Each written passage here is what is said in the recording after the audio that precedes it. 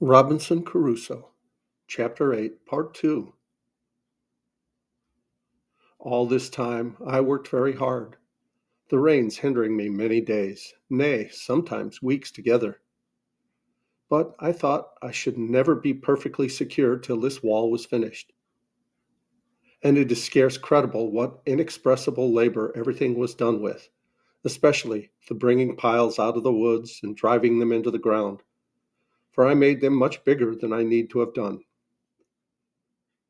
When this wall was finished and the outside double fenced with a turf wall raised up close to it, I persuaded myself that if any people were to come on shore there, they would not perceive anything like a habitation.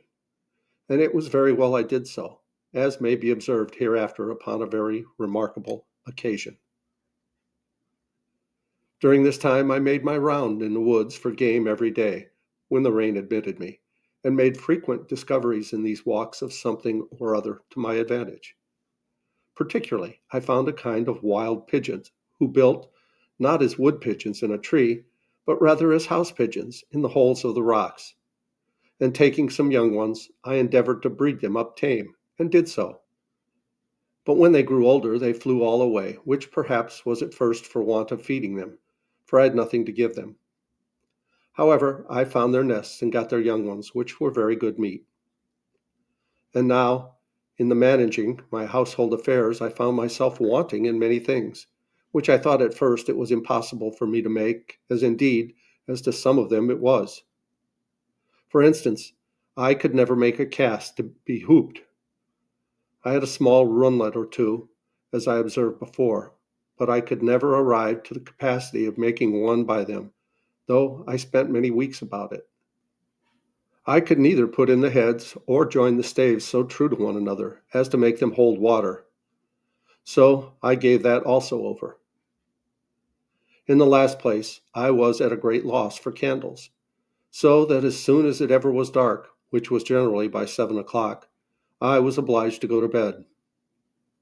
I remembered the lump of beeswax with which I had made candles in my African adventure, but had none of that now. The only remedy I had was that when I had killed a goat, I saved the tallow, and with a little dish made of clay, which I baked in the sun, to which I added a wick of some oakum, I made me a lamp, and this gave me light, though not a clear, steady light like a candle. In the middle of all my labors, it happened that, rummaging my things, I found a little bag, which, as I hinted before, had been filled with corn for the feeding of poultry, not for this voyage, but before, as I suppose, when the ship came from Lisbon. What little remainder of corn had been in the bag was all devoured with the rats, and I saw nothing in the bag but husks and dust. And being willing to have the bag for some other use, I think it was to put powder in, when I divided it for fear of lightning, or some such use, I shook the husks of corn out of it on one side of my fortification, under the rock. It was a little before the great rains, just now mentioned, that I threw this stuff away, taking no notice of anything, and not so much as of remembering that I had thrown anything there. When about a month after, or thereabout, I saw some few stalks of something green shooting out of the ground, which I fancied might be some plant I had not seen. But I was surprised and perfectly astonished when, after a little longer time, I saw about 10 or 12 ears coming out, which were perfectly green barley of the same kind as our European, nay, as our English barley. It is impossible to express the astonishment and confusion of my thoughts on this occasion. I had hitherto acted upon no religious foundation at all. Indeed, I had very few notions of religion in my head, or had entertained any sense of anything that had befallen me otherwise than as a chance, or, as we lightly say, what pleases God.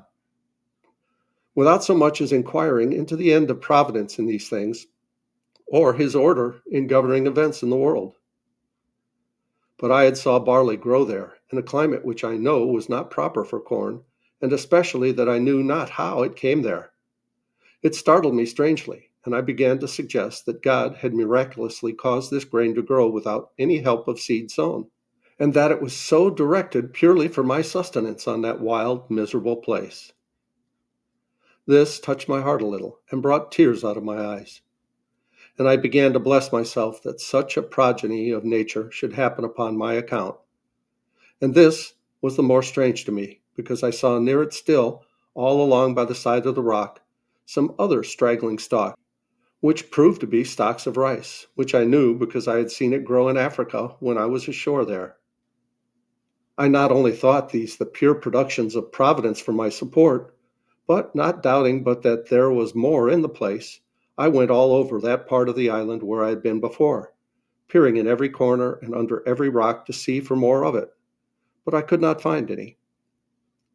At last it occurred to my thoughts that I had shook a bag of chicken's meat out at that place, and then the wonder began to cease.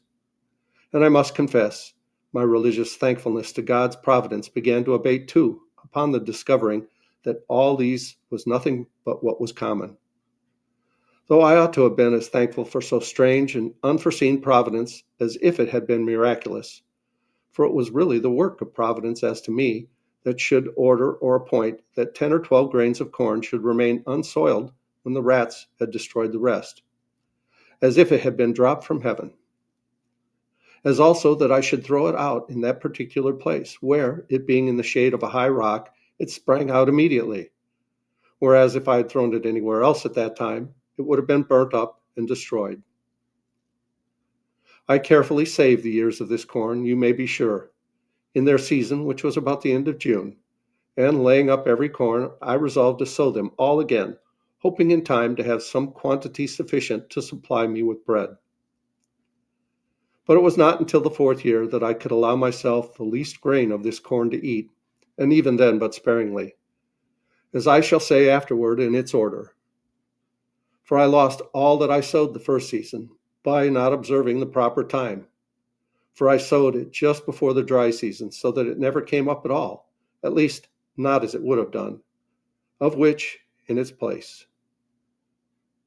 Besides this barley, there was as above 20 or 30 stalks of rice, which I preserved with the same care, and whose use was of the same kind, or to the same purpose, viz., to make me bread, or rather food, for I found ways to cook it up without baking, though I did that also after some time.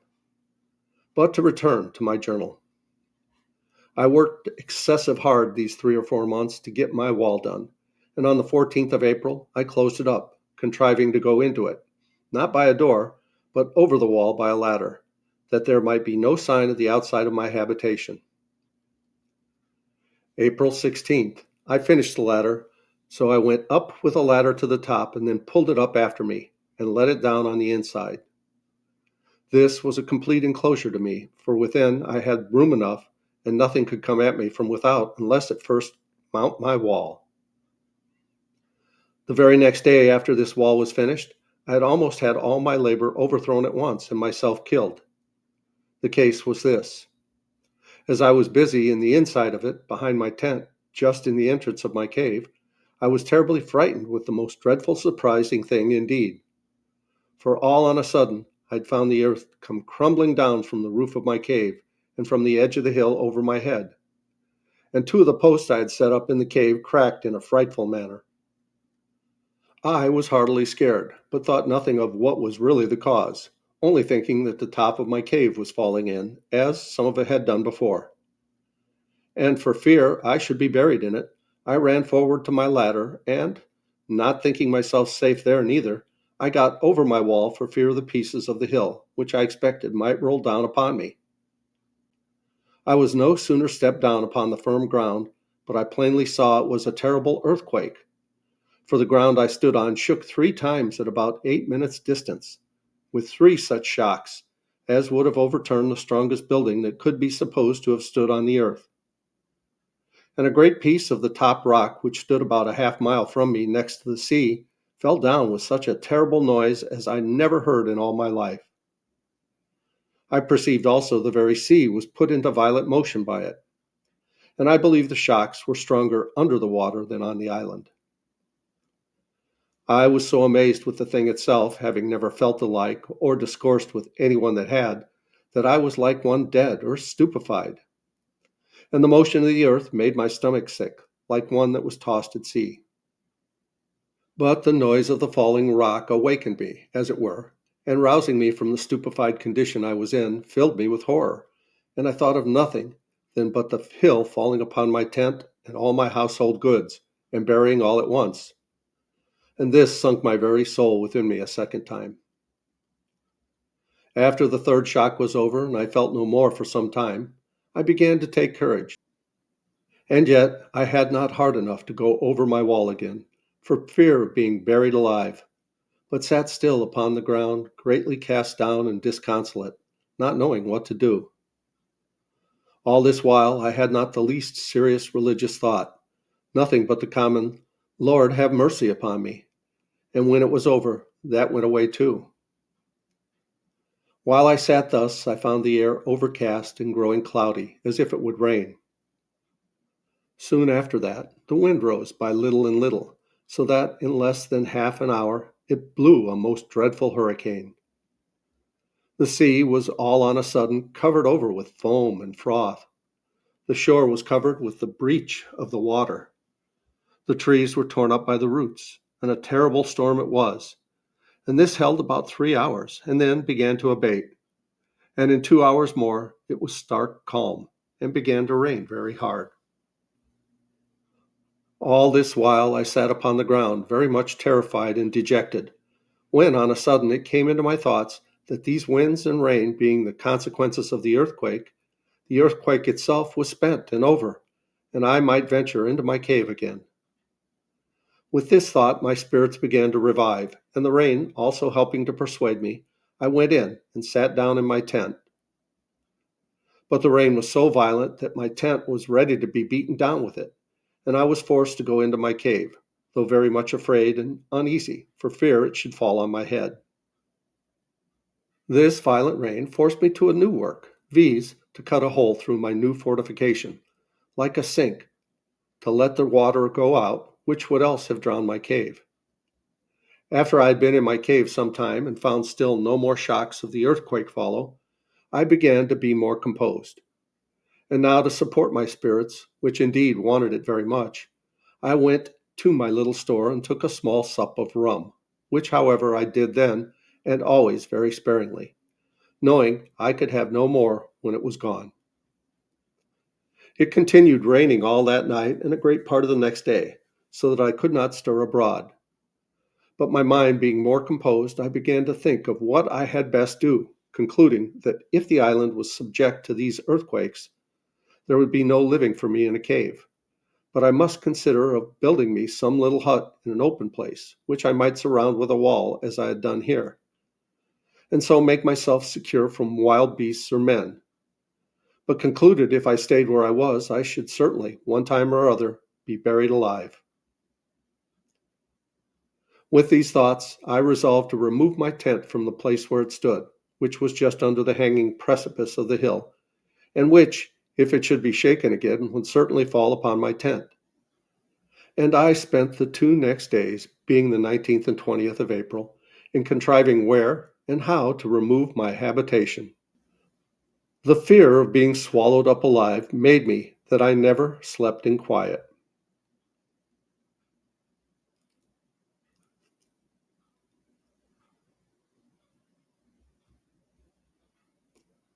And yet the apprehension of lying abroad without any fence was almost equal to it.